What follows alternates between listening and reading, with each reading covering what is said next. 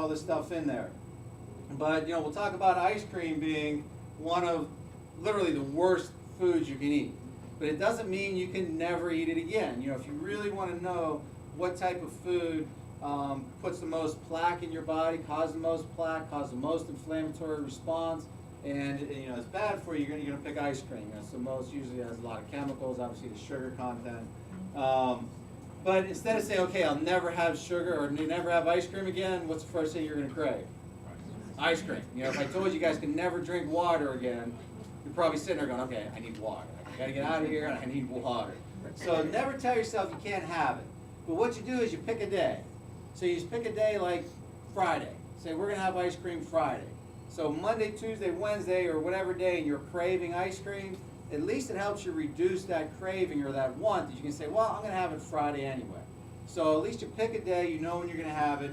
Then I want you to kind of have a diary about how you feel when you do eat those foods. So, you know, I got the Italian background and spaghetti. We grew up, 5 days a week eating spaghetti.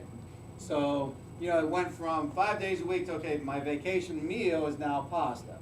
So, obviously much smaller portions, but I started to notice when I ate the spaghetti, I would feel real tired. I'd almost get like dizziness coming back and, almost some type of allergic kind of changes.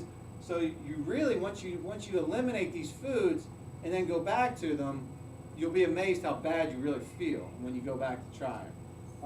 Pop was one of, you guys probably heard the pop story I tell you. My wife went on vacation and let's see, I haven't had pop now for about 8 or 9 years, but this was about after 3 years of not having a sip of pop. She goes on vacation, I invite a friend over, and we're like, okay, we're gonna get pizza and we're gonna drink pop. Like it's gonna be a crazy night because my wife's out of town. So seriously, we got the one that had like, you got the free 2-liter thing of pop. So I poured it in there, took a sip of it, and I seriously almost threw up. And I used to love drinking pop. I would drink the whole thing of iced tea, I would drink Coke, and it was just amazing how we get used to that taste and how bad it really is when you don't have it for a while. And it tasted like I was drinking maple syrup. I was like drinking syrup, so I dumped it down the drain and we sat there and drank water. It was kind of funny that we had a crazy night out and we couldn't even drink our pop. Kind of goes along the same point as, sometimes you just can't match exactly the craving for certain type of things. We'll talk about trying to eliminate some things like coffee, what you can do for energy and all these other things. But sometimes, let's say you're craving coffee on a scale of 1 to 10, it's a 10. I need to have coffee. Well, if you said, okay, you can never have anything like that, you're not going to be able to beat that craving. But there's something called Ticino, which I don't drink coffee, so I don't know how close it is, but Emily said it's pretty close. Like, there's a way you kind of wean off of coffee and you kind of supplement it for this Ticino stuff, but it might not be the same, but instead of having a craving of a 10 for coffee, you're down to like 6, and then you can make it through. When the family, when they go and eat ice cream, I was just telling somebody earlier, you take the paleo meal, you'll see this protein shake supplement, and it's absolutely outstanding. It's all natural, it has no chemicals, no additives. Even the protein, the whey protein source is from meats, the cows that they never had antibiotics or growth hormone, and they were all grass-fed. So it's real clean, real pure, real natural. So I take that and I mix it up with some almond milk, and then I put it back in the fridge for like 15, 20 minutes. And I'm telling you, it thickens up. It's not, you're not going to use a spoon, but I drink it and it satisfies me for that craving. If I ever craved ice cream and they're all sitting there eating ice cream, I can drink that and it's almost the exact same. It's fantastic and it's all protein. It's good for you.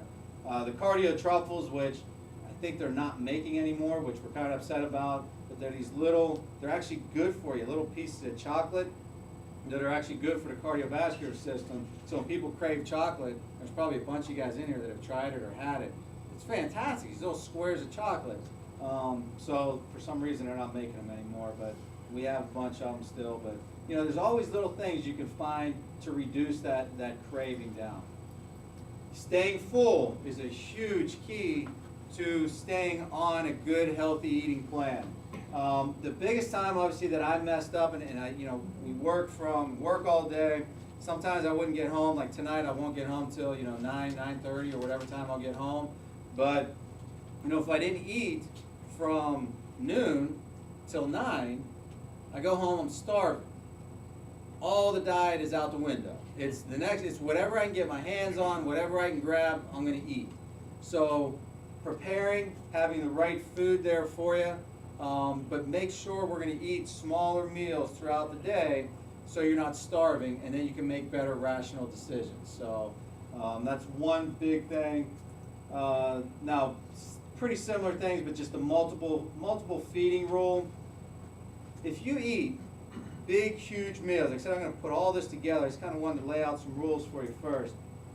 But if you eat one huge meal, first of all, it's going to make you very tired because your body's going to take all of its energy and it's going to try to break down this huge meal. Well, it can't break down all these calories.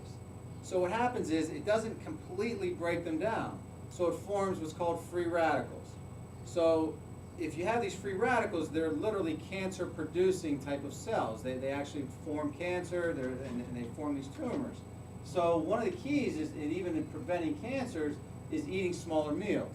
And even for your immune system.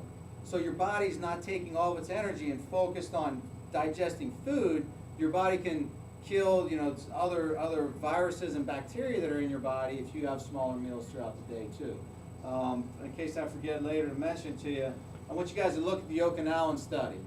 And that's a huge study on longevity. Everybody mentioned that on the first day. But the Okinawan, they just eat small meals all day long. They only eat till they're 80% full. That way your body's not bogged down by all these crazy free radicals. So snacks, really, throughout the day, what I start with my meals is actually developing snacks. So you want 5 meals a day, and so good breakfast, lunch, dinner, but the 2 snacks in the middle are key. I mean, that is how I know I'm staying focused, I'm staying on my nutritional plan. So some ideas for the snacks are, deluxe mixed nuts, which are almonds, walnuts, macadamia, Brazil nuts, cashews. Like I said, now try to avoid the peanuts, and I do them raw. Raw is actually a whole lot better. When they start to roast them, you're even going to get some hydrogenated oils when they roast them. Organic eggs, so I'll take some hard-boiled eggs. I'll just have 2 hard-boiled eggs as a snack. So make sure you use organic. Organic for eggs and organic for milk. Vegetables for snacks, for me, I love spinach. I don't like really any other vegetable. That's why I use some other mixes for vegetables, but I love spinach.